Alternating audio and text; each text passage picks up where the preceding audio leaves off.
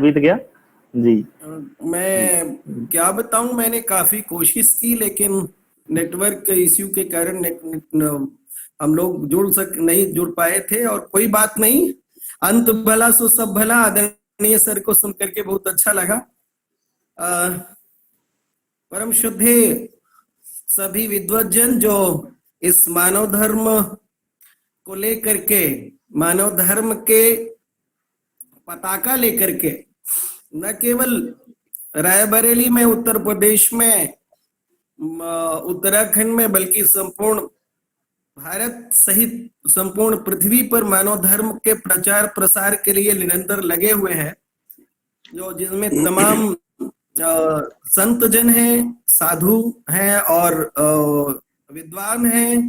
Doctor Adarsh Kumar sir जो इसके कर्ता धर्ता है मुख्य रूप से, और हमारे मित्र छोटे भाई सुभाष महर्षि जी और संचालक डॉक्टर साहब, सभी आदरणीय विद्वज्जनों को मेरी सादर मेरी प्रणाम की भावना मैं पहुंचाता हूं। और मुझे कुछ बोलने के लिए आदरणीय सर ने कहा है, संचालक महोदय ने, मैं कुछ बस 1-2 मिनट में अगर मुझे अपनी बात कहनी हो। जी जी सर, जी सर, बिल्कुल सर, जी जी। 1-2 मिनट में एक बात तो कहना चाहूंगा। हाँ, कि मानव धर्म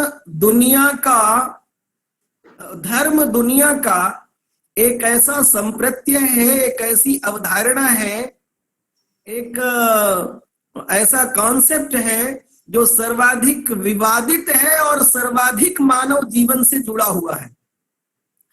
जहां तक मानव धर्म का प्रश्न है, धर्म सर्वाधिक विवादित है और सर्वाधिक मानव जीवन के सभी पक्षों को प्रभावित करने वाला है।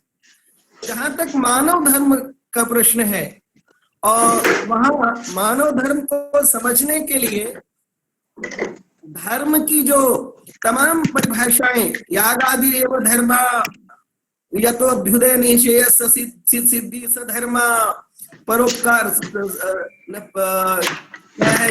परहित सरिस धर्म नहीं भाई, तमाम एक परिभाषाएं गढ़ी गई हैं, कही गई हैं, बताई गई हैं। मनुष्य के द्वारा निर्मित ये धर्म सर्वाधिक विवादित और सर्वाधिक जीवन को प्रभावित करने वाला तत्व है। एक धर्म की एक बड़ी अच्छी डेफिनेशन मुझे कहीं मिल गई थी, धर्म दर्शन में पढ़ रहा था डॉक्टर हृदय नारायण दीक्षित जी की, आज से लगभग 10-12 वर्ष पहले।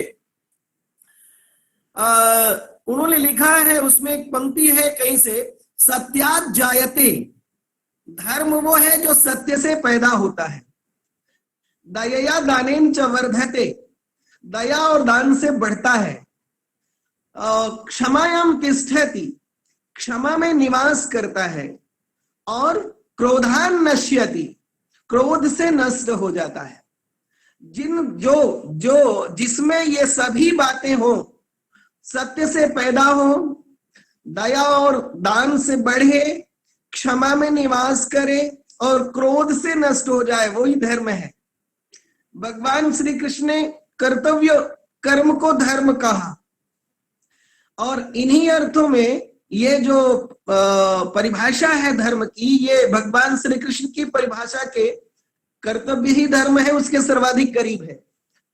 अब मानव धर्म का मतलब मानव के लिए धर्म, मानव के द्वारा धर्म और मानव का धर्म। वो धर्म जो रक्षा करता है मानव की, वो धर्म जो मानव के द्वारा रक्षा किया जाता है, धर्म और रक्षता। और वो धर्म जो मानव का अपना धर्म है, अपना कर्तव्य कर्म है।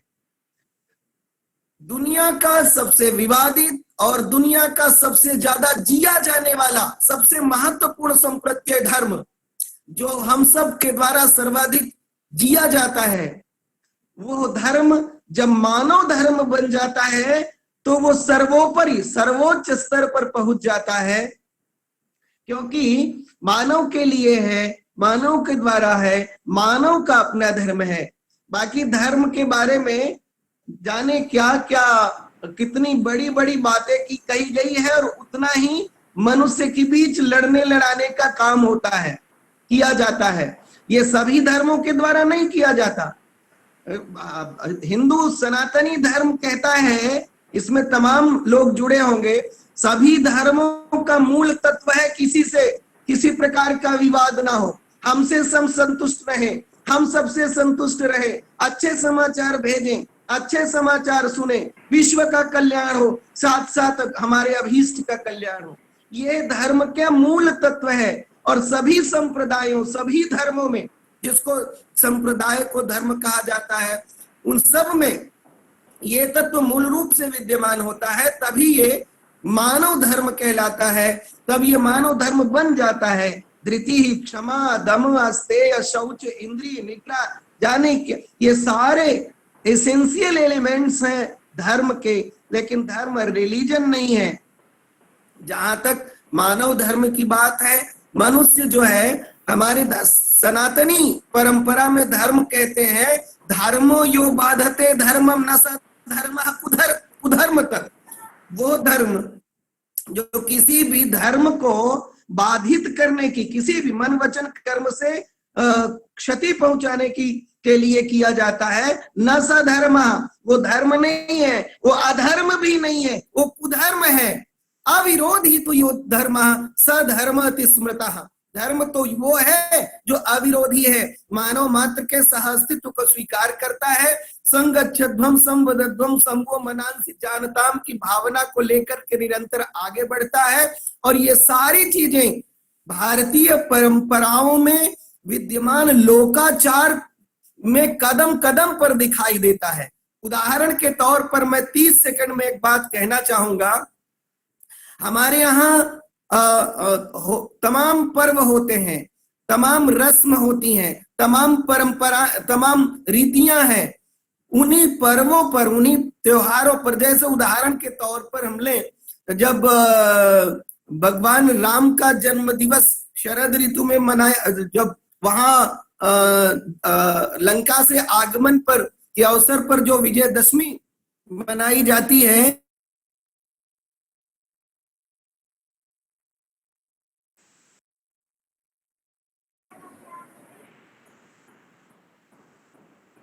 सर आपकी आवाज नहीं सुनाई पड़ रही है। अरविंद नारायण, प्रोफेसर अरविंद मिश्रा सर, आपकी आवाज नहीं सुनाई पड़ रही है sir. Professor N Mishra sir, आपकी आवाज नहीं सुनाई पड़ रही है।